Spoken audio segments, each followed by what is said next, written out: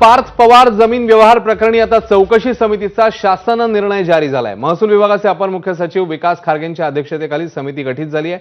अपर मुख्य सचिवांसोबत आणखी 5 जण समितीमध्ये आहेत।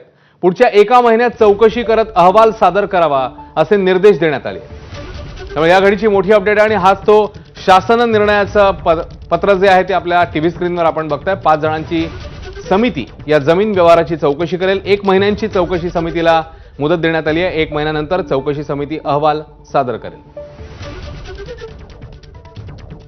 अभिषेक मुठा ताजे अपडेट्स देत आहेत। अभिषेक, आता चौकशी समिती गठीत झाल्याने 1 महिन्याचा कालावधी आहे समितीकडे।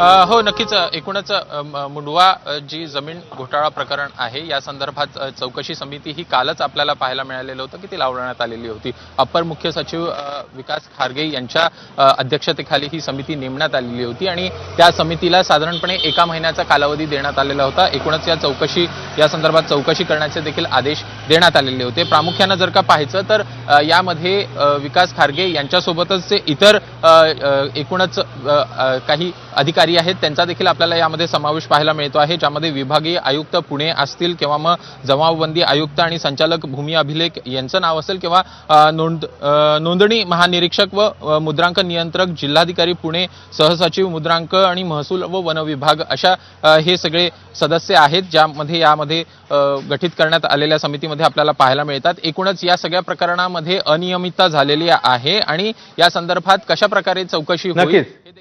अभिषेक, तुला थोडंसं थांबवतो मी, आणखी एक अपडेट येते त्याविषयी देखील तुझ्याशी बोलायचं आहे। मात्र पार्थ पवार वादग्रस्त जमीन ही आता शासनाकडे पुन्हा एकदा जमा करू शकतात अशी अपडेट आहे सूत्रांकडून।